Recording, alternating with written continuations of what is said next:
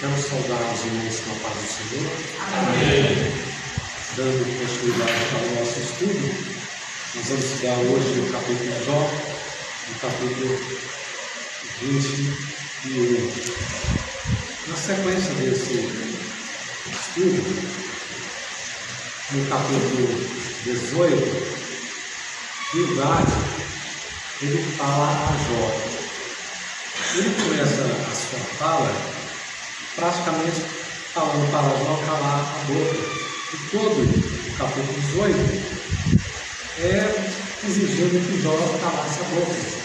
Eles queriam não somente falar e não queriam ouvir.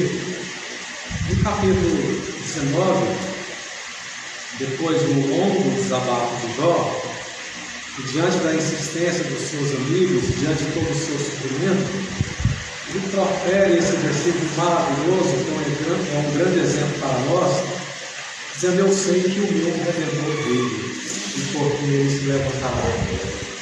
Não importa a situação que ele estava, mas ele tinha consciência de que o Redentor dele vive, e na hora certa ele seria alcançado por esse Redentor. Ele encerra o capítulo 19 fazendo uma advertência para os seus amigos, dizendo para ele: olha, vocês devem temer a Deus, vocês devem temer a espada. Aquilo que vocês estão fazendo, isso é digno de juízo. Ele encerra dessa forma o capítulo 19. No capítulo 20, Zofar volta a falar novamente esse outro amigo, mas todas as palavras deles eram no sentido de acusar, de condenar Jó. E sendo assim, Jó agora está fazendo novamente desabafo. E quando nós percebemos esse desabafo de Jó, ele começa fazendo um pedido, ele começa praticamente implorando aos seus amigos que ele fosse ouvido. Ele diz: ouvi-me atentamente as minhas razões, isso me sirva de consolação.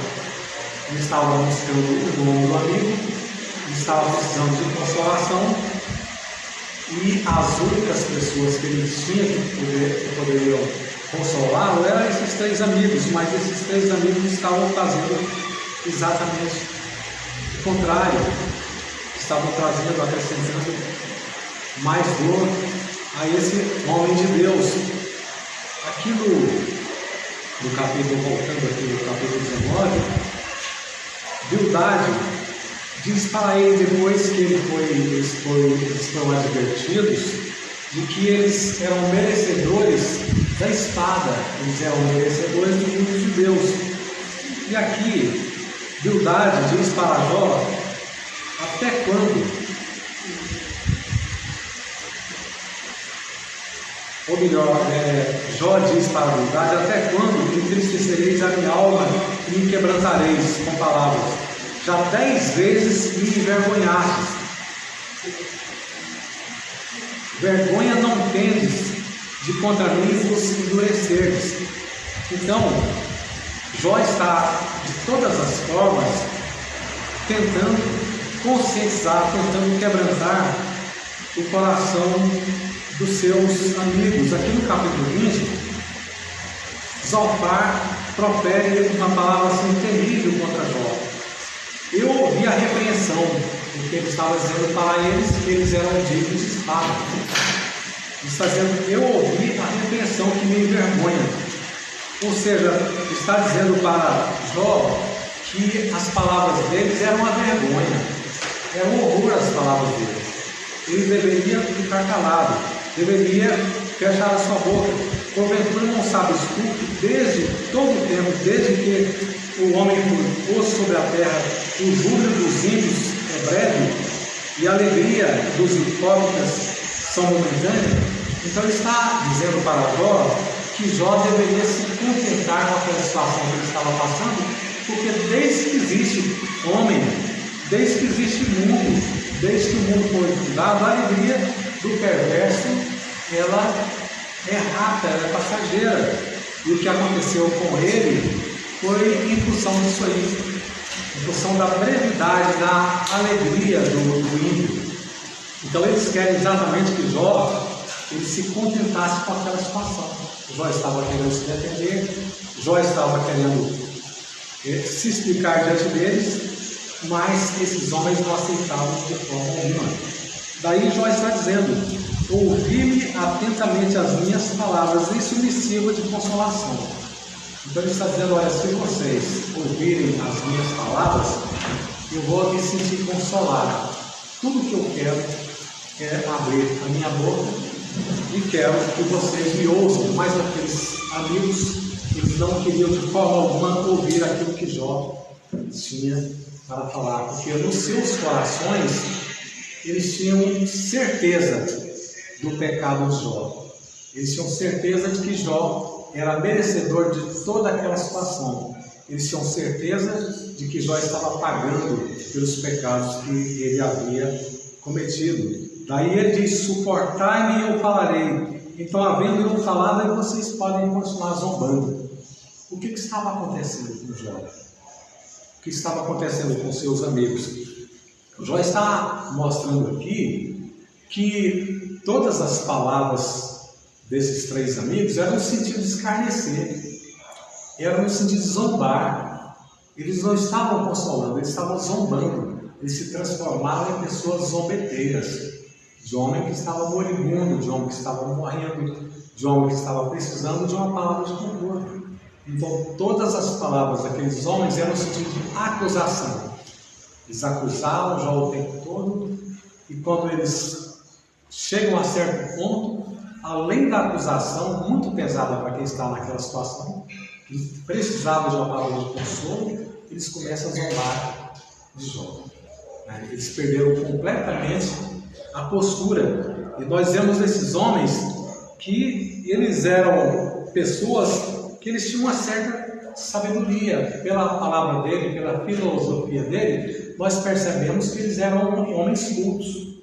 Mas eles deram assim tão lugar àquele espírito de crueldade, espírito de falta de misericórdia, que além da acusação o tempo todinho, eles começaram agora a zombar de Jó. E Jó está dizendo: suportai-me e eu falarei. Então, havendo eu falado, vocês podem continuar zombando de mim. Vocês podem continuar zombando. Situação assim muito terrível. E quando nós olhamos lá para o capítulo 29 de Jó, nós percebemos uma situação assim muito interessante. Jó, ele faz um desabafo, ele fala quem ele era. E é bom nós entendermos isso aqui, para entendermos a situação que Jó está passando. Jó, ele diz: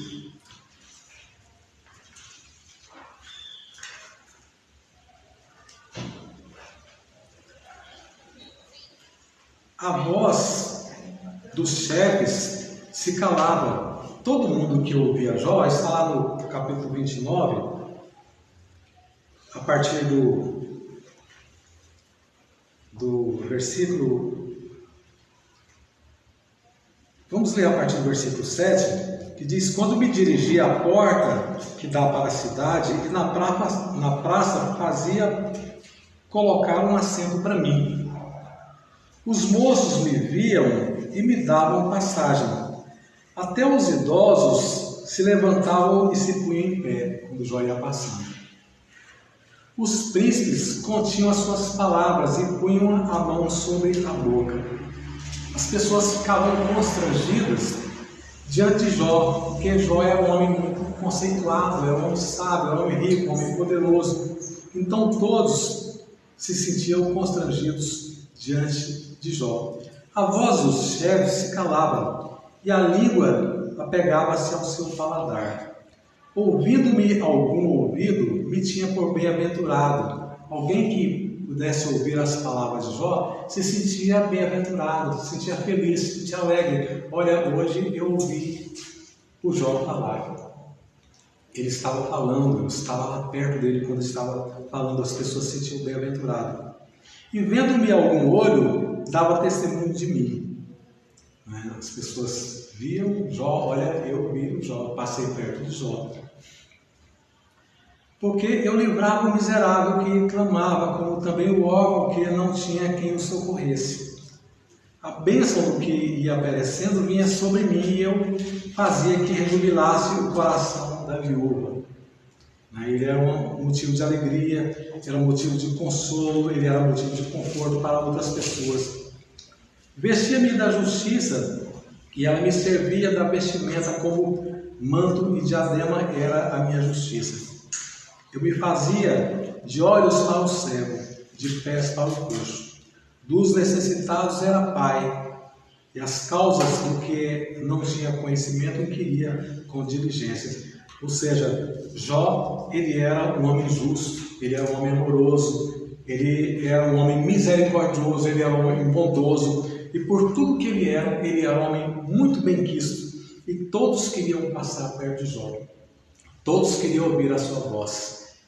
E aqui ele está dizendo, no versículo 3 do capítulo 21, suportai-me e eu falarei. Então, havendo eu falado, zombai de mim. Continuai zombando de mim. Que situação trágica que esse homem chegou. Esse homem que ele já lamentou lá atrás, dizendo que ele perdeu tudo. Os seus amigos já tinham feito coro, dizendo que ele tinha perdido. Quem é você, Jó? Você perdeu tudo que você tinha. Você não tem mais nada na vida. Os seus filhos não prestavam. E por isso Deus matou. Tocavam sempre naquela ferida. E agora esse homem está aqui implorando, dizendo, suportai-me e eu falarei. Então, havendo eu falado, aí vocês podem continuar escarnecendo. Vocês podem continuar zombando de mim. Porventura, eu me queixo de algum homem, porém, ainda que assim fosse, por que não se angustiariam no espírito? Está dizendo, olha, eu não estou queixando de vocês, não, tentando atenuar a sua situação diante deles ali. E ele está dizendo para eles, olha, eu estou aqui reclamando, não é de vocês. Eu estou reclamando da minha situação, daquilo que eu estou vivendo, aquilo que está acontecendo com a minha vida. Mas mesmo que eu estivesse reclamando de vocês, eu tinha direito de angustiar o meu espírito, seja qual for a situação. Eu tenho esse direito. Então nós estamos vendo aqui Jó, humildemente, buscando misericórdia dessas pessoas, desses homens irredutíveis, né? Esses homens cruéis, e Jó está diante desses homens. E ele começa agora a questionar. Por quê? Porque quando me lembro disso, me perturbo e a minha carne é sobressaltada de horror. Quando eu me lembro da minha situação, a situação que ele estava, lembra daquilo que ele era um homem honrado, que os príncipes colocavam a mão na boca quando estavam próximos a ele. Ninguém queria falar alguma coisa e tropeçar. E a Bíblia diz que até o tolo, quando ele se cala, ele é tido como sábio. E aqui nós estamos vendo os príncipes se calavam porque estavam diante de Jó, com medo de tropeçar em alguma coisa. E aqui Jó começa a fazer perguntas, por quê? E quando a gente vê Jó fazer essas indagações, por quê? Isso é assim natural de muitas pessoas, inclusive do povo de Deus. Por que me aconteceu isso? Por quê? Por que me aconteceu isso? Por que estou passando por essa situação? Por que os ímpios prosperam? Por que Deus permitiu isso? No caso da nossa nação, mais da metade da nação está perguntando por que aconteceu essa tragédia? Por que está acontecendo isso? Mais de 1000 presos, cerca de quase 20 pessoas mortas, coisas trágicas têm acontecido e as pessoas perguntam por quê. Lá no Salmo 73, o salmista, ele está perguntando por quê. Por que os ímpios prosperam? Por que os filhos deles são gordos? porque a fazenda deles está crescendo, porque eles descem a cova em paz. Esse Salmo 73, Salmo de Asaf, alguns estudiosos, eles acham que quem proferiu esse salmo foi Jó. Ele foi lá na frente, ele está sendo repercutido por Asaf. E assim nós vamos ver muitas pessoas, muitos homens de Deus perguntando o porquê. Abacuque, lá no capítulo 1, versículo 3, o servo de Deus estava perguntando o porquê. Ele estava olhando exatamente no contexto daquilo que está acontecendo no nosso país e que acontece na nossa sociedade. Ele estava vendo o que ali?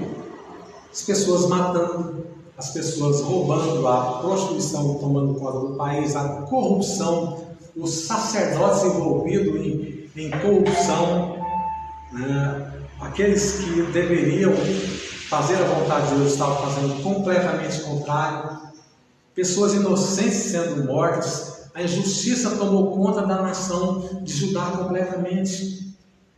E aí Abacuque olha para aquela situação que não era diferente da nossa. E aí ele começa a questionar o Senhor, perguntar ao Senhor: Senhor, mas por que o Senhor está vendo isso? O justo sendo morto, o Senhor não está fazendo nada. O ímpio prosperando, as pessoas blasfemando contra o Senhor, os sacerdotes fazendo tudo que não deveria fazer, e o Senhor está contemplando tudo isso, o Senhor não está fazendo nada. Será que o Senhor não vai agir? E Deus responde para Abacuque, dizendo: olha, não tenha pressa, estou preparando um povo que está vindo aí, os caldeus, eles estão vindo aí, esse povo é tão numeroso que eles virão da largura de toda a terra, não tem para onde escapar, ninguém vai escapar das nuvens. Esse povo, eles virão, eles vão destruir completamente Judá, eles vão destruir o templo, eles vão destruir o povo de Judá. E quando Deus fala isso para Abacuque, foi tão grande essa mensagem que ele ficou completamente apavorado. Falei: não, mas Senhor, mas aí também não, aí já é demais. Como é que o Senhor vai suscitar um povo mais ímpio do que o povo de Judá para que ele venha fazer justiça ao povo de Judá, aos pecados de Judá? E aí o Senhor consolou o coração dele.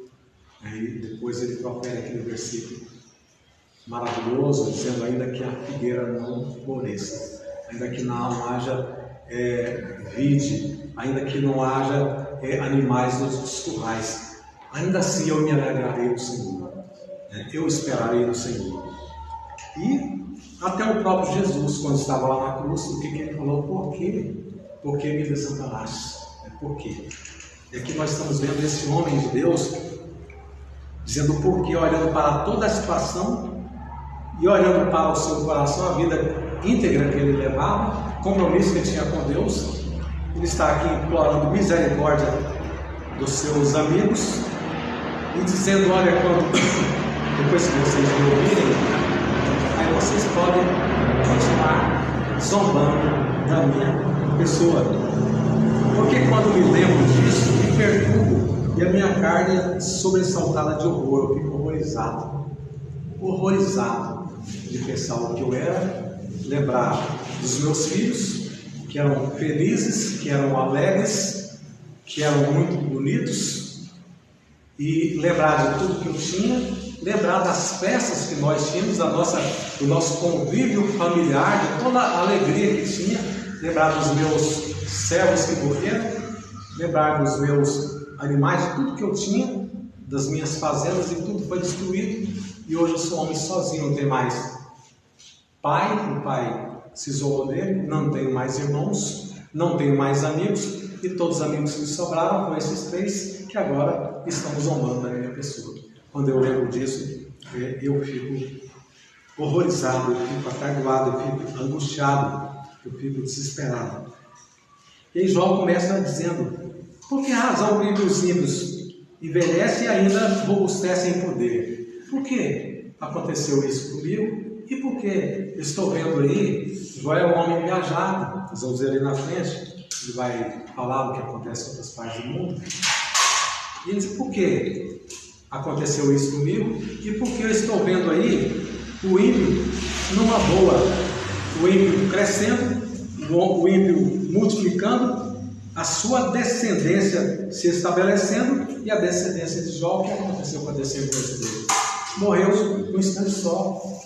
Por que, Senhor? Por que está acontecendo isso? Com eles, diante dos seus olhos, e os seus renovos vêm dia a dia, a sua família vai crescendo, renovando dia a dia. Jó está olhando para isso. É uma coisa assim, natural do ser humano olhar para a sua situação, olhar para aquilo que está acontecendo, olhar para o que está tomando conta da sua vida. Ele olhando para o seu passado, ele olhando para o seu presente, olhando para os ímpios, e ele está aqui lamentando diante dos seus amigos, implorando por um consolo. As suas casas têm paz.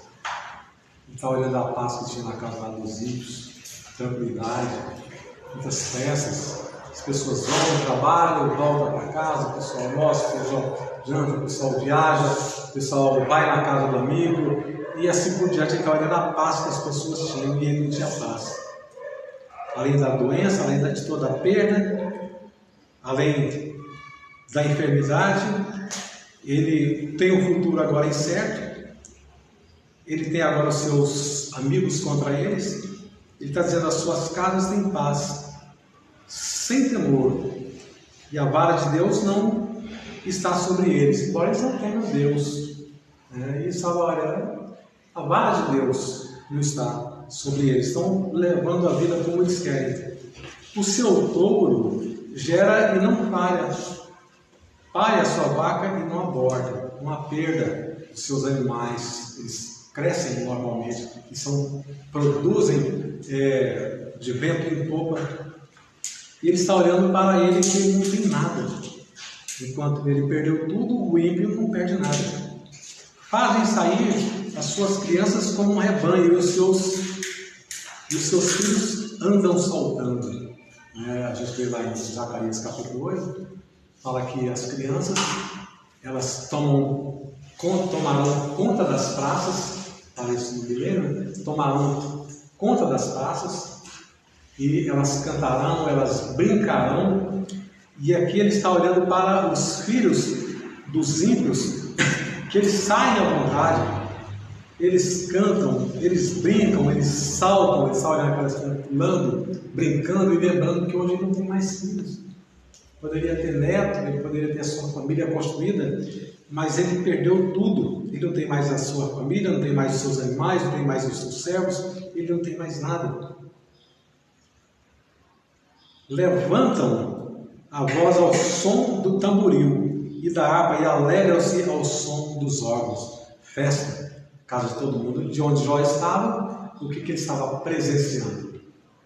Vida familiar muito bonita, muito bela, festa, almoço, jantar, confraternização, cânticos, o tamboril, a flauta tocando, e ele naquele isolamento total e aquele sofrimento tremendo.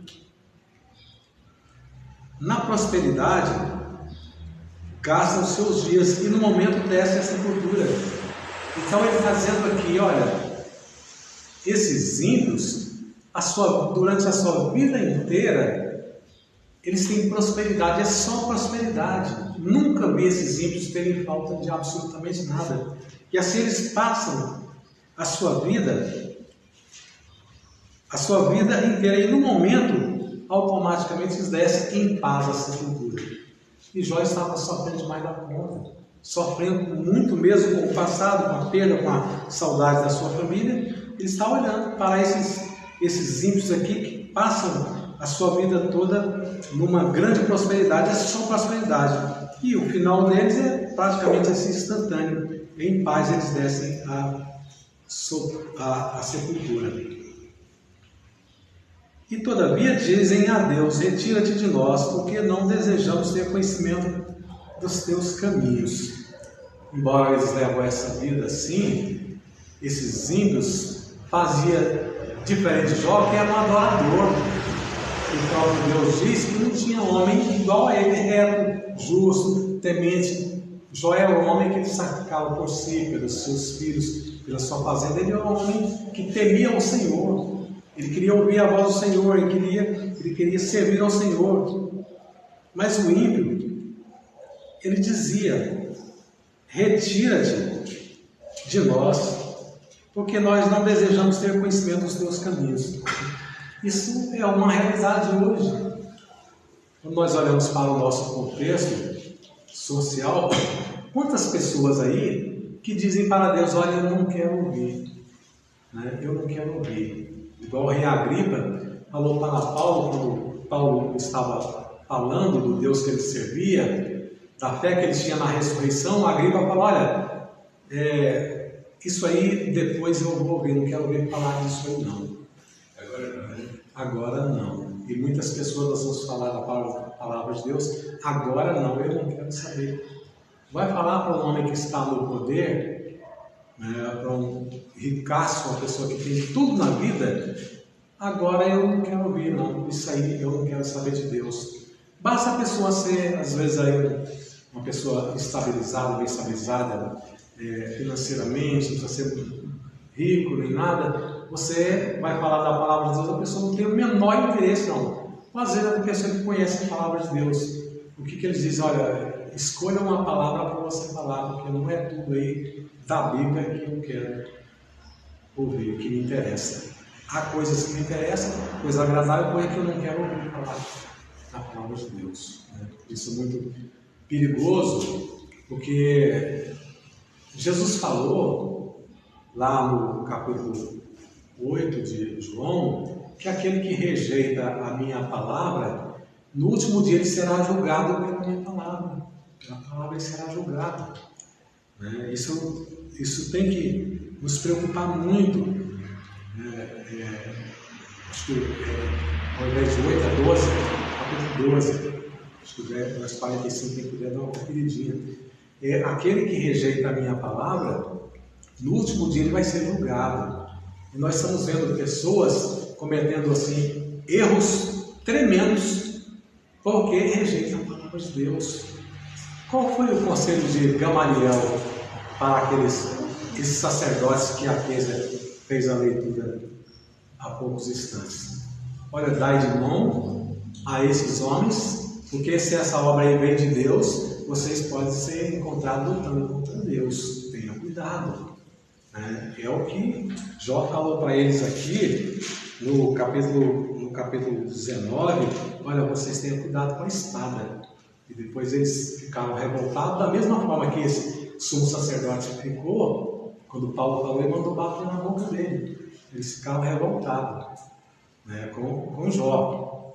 Então aqueles homens ali estavam cometendo um terrível erro, né, contra um homem que foi escolhido, como ele falou, como Deus falou, né? Olha, esse aí para mim é importante. Ele é escolhido desde o ventre, ele escolheu esse homem para levar a palavra aos gentios. E ali o sumo sacerdote, Deus falou para Ananias, quando Deus falou para Ananias para que ele pudesse ir lá orar para Saulo. Deus falou: esse homem escolhido. E nós estamos vendo esse sumo sacerdote espancando Paulo. Por quê? Porque esse homem, mesmo sendo o sumo sacerdote, esse homem não buscou conhecer a palavra de Deus. O que Jesus falou: examinai. Não é só ouvir. Muitas vezes nós ouvimos, e quando nós ouvimos com fé, ela nos leva a buscar o conhecimento. Mas, infelizmente, muitos não querem sequer ouvir, não querem examinar e não querem conhecer a palavra de Deus. E as pessoas agem de forma errada. Esses homens aqui, pela história deles, nós vemos que eram homens que tinham conhecimento de Deus, mas estão agindo de forma completamente errada, porque não buscaram saber qual era a boa, perfeita, agradável vontade de Deus. Estão aqui cometendo um terrível erro contra um homem de Deus. Quem é o nós o sirvamos? Quem é o Todo-Poderoso? Essa é a pergunta que muitos estão se fazendo. Quem foi que fez essa pergunta também? Quem é? Quem falou isso aí? Faraó perguntou quem é? Quem é o Deus dos hebreus para que eu deixe de servir? Quem é esse Deusinho que está? Ele achava que ele era Deus. Quem é esse Deus que está me dando ordens? Que abuso demais da conta. Quem é? E assim muitos estão dizendo. Muitos poderosos e não somente poderosos, pessoas de baixa estatura, estão dizendo quem é esse Deus para eu ouvir a voz dele. Quem é esse Deus? Uma grande prova disso é esse momento que nós estamos passando aqui, ouvindo a palavra do Senhor. Poderia ser um grande tempo, mas o desinteresse é tão grande das pessoas. Quem é o Senhor? Isso não interessa. Quem é o Todo-Poderoso para que nós o sirvamos e que nos aproveitará que lhe ofereçamos, que lhe façamos orações. Que nos aproveita orar? É outro ponto assim muito interessante nos nossos dias. Até no nosso meio mesmo, nós achamos que não é importante orar. Por que eu vou orar? Por que eu vou pedir? Por que eu vou falar com Deus? Por quê? Muitas pessoas que se acham religiosas, o máximo que passam em determinadas igrejas, faz ali o sinal da cruz ali, isso ali. Mas os próprios cristãos que deveriam conhecer, evangélicos que deveriam conhecer a palavra do Senhor, acham que não deve orar. Vede, porém, que a prosperidade não está na mão deles, e seja longe de mim o conselho do ímpio. Jó está fazendo aqui uma ressalva. Veja bem, que a prosperidade não está nas mãos deles. Esteja longe de mim o conselho dos ímpios. O que Asaf falou? O Salmo de Asaf falou: olha, comecei a pensar naquilo que sucede na vida do ímpio, a prosperidade do ímpio. E quando eu fui pensando nisso, pensando, e aí, olha, os meus pés quase resvalaram, até que eu voltei até para o Senhor e vi que existe um futuro para aquele ímpio. Não importa a época, o que nós aprendemos aqui no livro de Jó e na palavra de Deus, que Deus ele não tem esse compromisso, a palavra de Deus não tem esse compromisso de dar prosperidade para o servo de Deus, vida financeira próspera. Deus dá, ele pode dar, às vezes ele dá. O que ele fez com Isaac? Quando Isaac semeou, ele colheu muitas vezes mais. Abraão e muitos outros, Deus deu uma prosperidade para eles. Mas Deus não tem essa obrigação.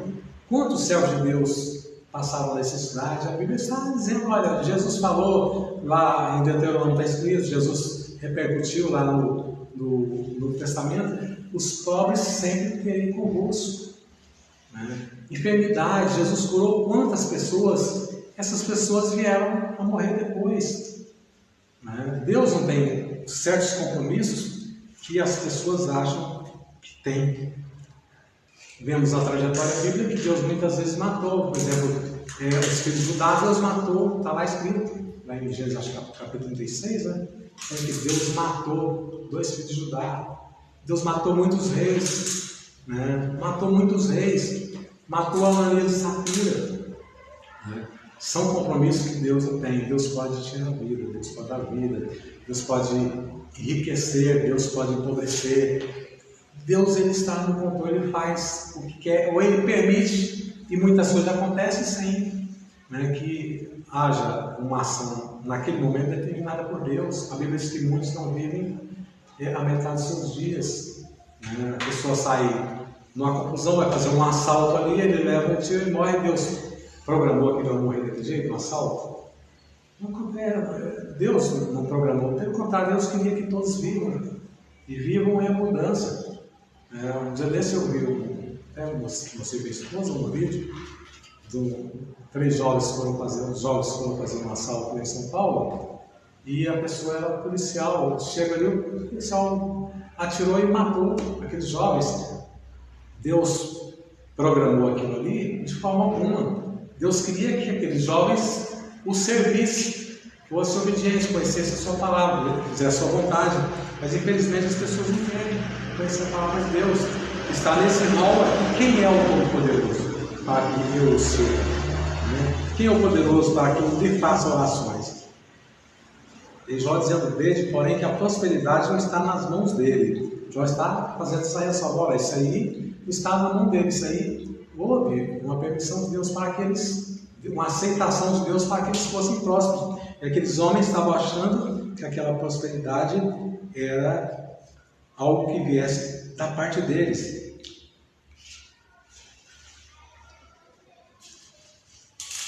Esteja longe de mim o conselho dos ímpios. Embora está passando uma situação trágica, uma situação terrível, mas nós estamos vendo a integridade de Jó. Esteja longe de mim o conselho dos ímpios. Quantas vezes sucede que se apaga a lâmpada dos ímpios e lhes sobrevém a sua destruição? E Deus, na sua ira, lhes reparte dois. Está fazendo uma pergunta: quantas vezes que acontece isso? Quantas vezes sucede que se apaga a lâmpada dos ímpios e lhes sobrevém a sua destruição? E Deus, na sua ira, lhes reparte dois. Quase nunca. É a realidade que Jó está dizendo, que nós vemos que quase nunca. Deus não é um Deus vingativo, é um Deus de justiça. Mas Jó está dizendo que quase nunca acontece isso. O que Jó está dizendo aqui? Ele está tentando explicar para os seus amigos, que estão dizendo para ele que toda aquela situação dele ali é porque ele pecou contra Deus. Eles estão dizendo: olha, desde que existe mundo, eles estavam falando para Jó, o ímpio ele é castigado por causa do seu pecado, e o justo ele é abençoado. Ele estava numa situação boa, ele está dizendo: nós estamos abençoados, nós estamos assim porque nós agradamos a Deus, e você está nessa situação aí porque você é um ímpio. E Jó está tentando desconstruir essa situação. Jó está dizendo: olha, quase nunca acontece, mas é quase nunca. Haverá um dia e cada um pagará pelos seus pecados, pelos seus erros, pela sua rebelião contra Deus. Mas Deus não tem esse compromisso de sumariamente assim destruir uma pessoa. Porque são como a palha diante do vento, como os ciscos levados no seu redemoinho. As pessoas vão para onde ele quiser. Deus dá corda. Deus dá corda, Deus permite. Deus guarda a sua violência para os filhos, dar o pago para que conheça. Ele está dizendo aqui, nesse momento assim de aflição, ele está dizendo: olha, parece que Deus guarda a sua violência para os seus filhos e dá-lhe o pago para que o conheça. Deus permite sofrimento na vida, às vezes do céu de Deus. O que aconteceu com Jó? Lá na frente: olha, eu te conhecia. Ele está repercutindo lá na frente esse versículo: eu te conhecia de ouvir falar, mas agora os meus olhos te contemplam, os meus olhos te veem. Então ele está dizendo, está repercutindo essa palavra aqui.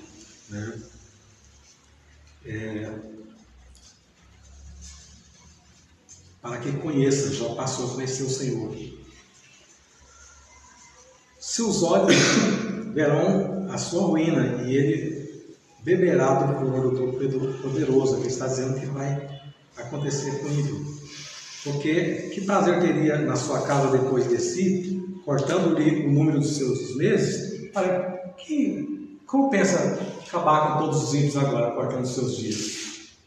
Vale a pena isso. Vai chegar o momento eles pagarem pelos seus pecados, pelos seus erros, Lá em Eclesiastes 8, versículo 10, tem uma passagem muito interessante, que diz que, eu até pediria essa Bíblia linguagem de hoje, sabe, é mais interessante, eu queria ler nessa linguagem, por favor, que ela mostra que tudo aquilo que sucede ao justo pode suceder também ao injusto, Pode suceder àquele que não obedece, aquele que não faz a vontade do Senhor. Eclesiastes 8, versículo, a partir versículo 10. Eu vi o sepultamento de pessoas más. Na volta do cemitério, eu notei que eram elogiadas. Isso acontece hoje aí com os ricaços, os poderosos. Essas pessoas, o pessoal vai no sepultamento dessas pessoas. E quando o pessoal volta de lá, está todo mundo elogiando. Isso na mesma cidade onde havia feito o mal. Na cidade que aquele ricão, aquele poderoso, aquela pessoa, fez todo o mal.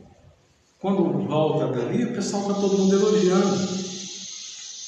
Por que será que as pessoas cometem crimes com tanta facilidade? Aqui Eclesiastes também vai dizer que, às vezes, por demorar a justiça, as pessoas são estimuladas a fazer o mal, a continuar pecando. Por que será que as pessoas cometem crimes com tanta facilidade? Que porque os criminosos não são castigados logo.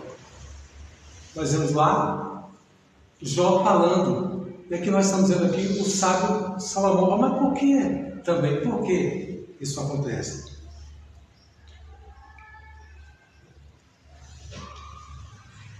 Um criminoso pode cometer 100 crimes e continuar a viver. Interessante isso, né, irmãos? A nossa vontade de ver as pessoas ser automaticamente ali para a Bíblia. Mas em tudo isso nós vemos a graça de Deus. Deus vai até o fim. Até o fim mesmo. Deus não quer perder ninguém. Aquele ladrão da cruz, na última hora, a graça o alcançou na última hora. O criminoso pode cometer 100 crimes e continuar a viver. Sim, eu sei que dizem. Eu sei que dizem. Se você temer a Deus, tudo lhe correrá bem. O sábio está dizendo, eu sei, todo mundo fala isso. Se você temer a Deus, tudo lá é bom, vai se dar bem mesmo quem temer a Deus. Claro, completamente diferente de quem não teme a Deus, a possibilidade é muito maior. Mas aqui ele está dizendo que as aflições, os problemas, elas podem acontecer tanto ao bom quanto àquele que é injusto.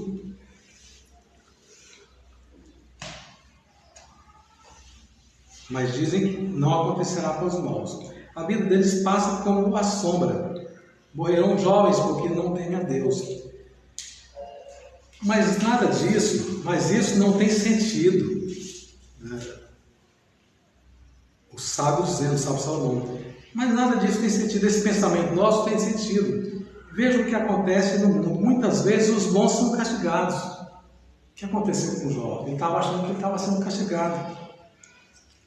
E não os maus. Jó estava olhando, não, mas eu estou sendo castigado aqui. Eu perdi a minha descendência, eu perdi a minha família, eu perdi tudo que eu tinha, eu estou mendigando. E os maus estão aí, numa boa. E não os maus, e os maus são premiados, e não os bons. É o que eu digo. Isso esse pensamento é uma ilusão. Então o nosso pensamento, ele tem que estar voltado para quê? Esperar em Deus, para a dependência de Deus. Esperar em Deus.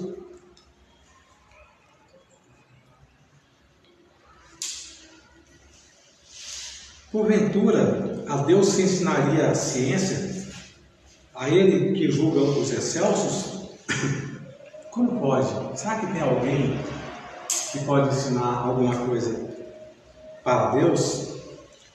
Ele quando ele fez tudo, ele tomou conselho com alguém, está lá em Isaías capítulo 40, versículo 14. Será que nós podemos ensinar alguma coisa para Deus? Será que nós sabemos o que aconteceu lá no céu? E Suma Jó acaba dizendo isso. Será que eu participei? Será que vocês participaram para saber o porquê que eu estou passando dessa situação? Um morre na força da sua plenitude, estando todo quieto e sossegado. Ele está dizendo que até criança morre novinha e ou se morrer de velho. Jó está querendo desassociar a situação que ele está passando da acusação que seus amigos estão fazendo. Ele quer desassociar, ele quer desqualificar aquelas acusações dos seus amigos, mostrar que ele não é uma pessoa ímpia. Os seus baldes do ímpio estão cheios de leite, e os seus ossos estão regados de tutano. E o outro, ao contrário, morre na amargura do seu coração, não havendo provado bem. O outro eu na bastância, na doença, né? O outro não provou bem e acabou morrendo. Justamente jazem no pó, e os vermes o consomem.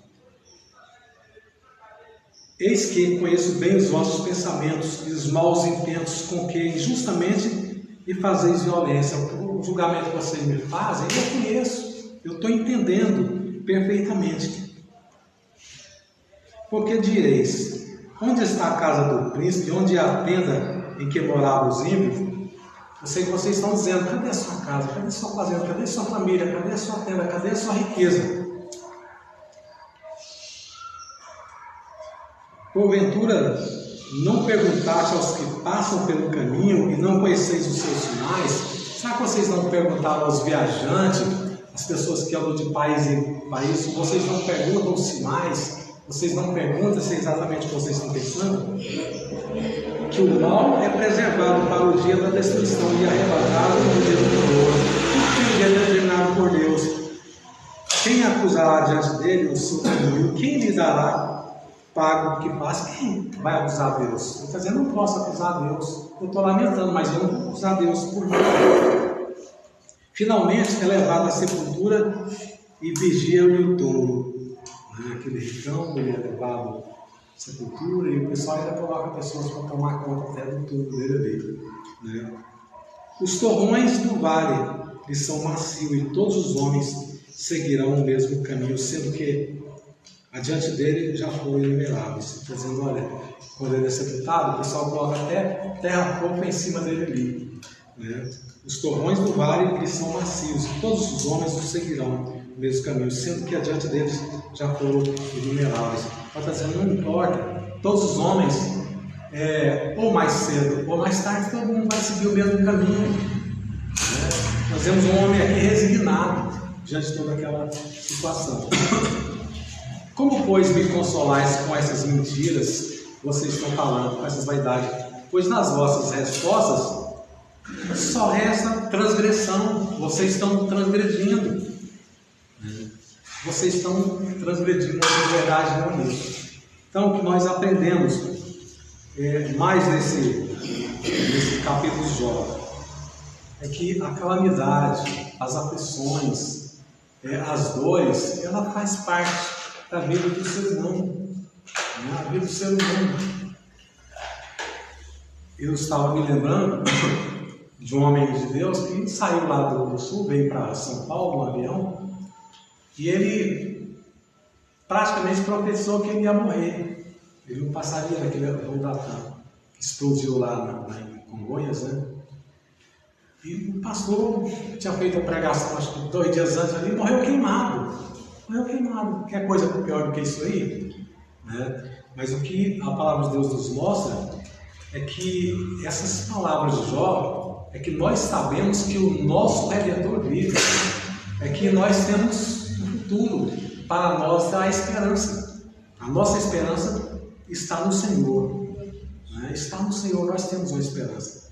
Nós temos assim algo muito melhor, né? Algo que o Senhor preparou para todos nós, né? E que nós não precisamos desesperar, não precisamos ficar olhando a prosperidade do ímpio e fazendo pergunta: por quê? Porque o outro tem isso, porque ele tem aquilo, porque não sei o quê, porque eu era para isso, porque eu era para aquilo, porque a nossa vida. Não, é o que está lá, o que o apóstolo Paulo falou: olha, eu sei estar contente em todas as situações, eu sei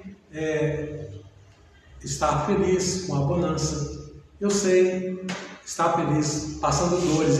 Paulo era um homem que arrebentado, ele tinha muitas dores, né? Eu sei ser feliz, estar passando fome. Posso todas as coisas, aquele que me fortalece, Filipenses capítulo 4, posso todas as coisas naquele que me fortalece. Então a nossa esperança é o Senhor. Que Deus abençoe. Amém. Nós possamos confiar e depender tão somente no Senhor.